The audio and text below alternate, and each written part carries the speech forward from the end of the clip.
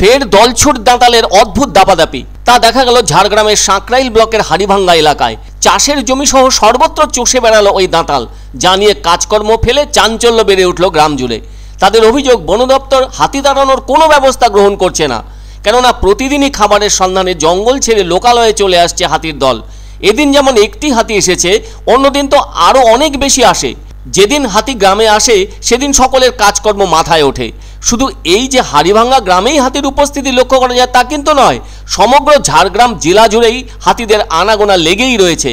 তবে যখন যেখানে তারা প্রবেশ করে সেসব জায়গার মানুষকে তো যথেষ্ট দুশ্চিন্তার মধ্যে কাটাতে হয়।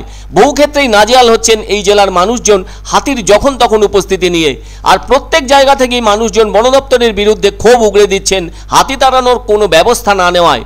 আর হাতির এমন উপস্থিতিতে যথেষ্ট সমস্যার মুখে পড়েছেন সেই সব এলাকার মানুষজন। চলতি বছরের 5ই সেপ্টেম্বর তো 100টি হাতির একটি দল নানাভাবে দাপিয়ে বেরিয়েছিল সাঁকরাইল ব্লকের পুরাশুলি, পাথরা, যোগীশোল, নাইকানশোল, শুকনাখালী অঙ্গনওয়াড়ি কেন্দ্র সহ আরও অনেক বিস্তীর্ণ এলাকায়।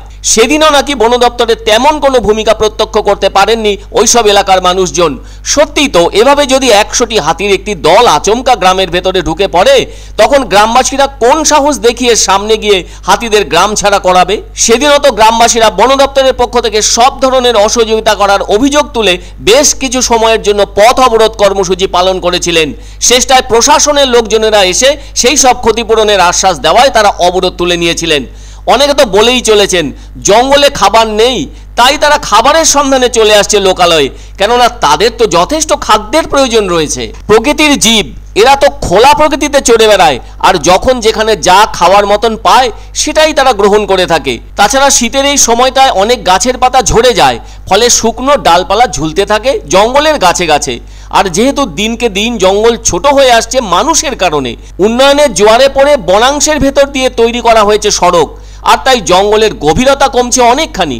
এরপরে আরও কত কি যে হবে বলা মুশকিল, কিন্তু এখনও হাতির দাবাদাপি সেভাবে কমেনি ঝাড়গ্রামের বিভিন্ন অঞ্চল জুড়ে। আজ যে অঞ্চলে এলো, কাল হয়তো শোনা যাবে অন্য কোনোখানে উপস্থিত হয়েছে। তবে এর আগেও বহরাদারি ও হাড়িভাঙ্গা গ্রামের ভেতর ঢুকে পড়েছিল 30-35টি হাতির একটি দল। আতঙ্কে থেকেছিল গোটা গ্রামের মানুষজন। তাদের অভিযোগ ছিল সেদিনও তারা বন দপ্তরকে খবর দিয়েছিলেন, কিন্তু বন দপ্তর কোনোভাবেই সেখানে উপস্থিত হয়নি বলে অভিযোগ থেকে গেছে তাদের মনে।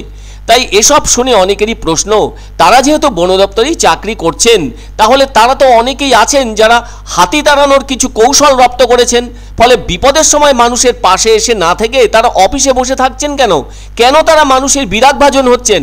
তাদের দায়িত্বের একটা বিষয় তো হাতি তাড়ানো অথবা বাঘকে খাঁচাবন্দি করা। এ কাজটা তো অন্য কোনো সরকারি দপ্তর করবে না, তাহলে সেটাতে কেন অনীহা? এসব প্রশ্ন তুলেছেন সাধারণ মানুষ। যদি তারা বিপদের সময় হাত পা গুটিয়ে বসে থাকেন, তাহলে তো মানুষের মধ্যে ক্ষোভ জমবেই। কোনো অঘটন ঘটে গেলে তার দায় তো অন্য কোনো দপ্তর নয়, সেখানকার বন দপ্তরের ঘাড়েই এসে পড়বে, আর সেটাই তো স্বাভাবিক। এটা জীবনের কোনো আশা নাই, এরকম ভাবে থাকতে হয়। হাতি আসে গেলে হয়তো রাইতে চলে আসছে, দিনে তাড়াতাড়ি হলে বা লোক জানতে পায়, যদি একটু বেশি অন্ধকার হয়ে যায়, লোক বিছনায় শুয়ে যাওয়ার পরে আলে তখন জানতে পাওয়া যায় না। ঘর ভাঙছে, ঘর ভাঙে ধান চাল বের করে নিয়ে যাচ্ছে।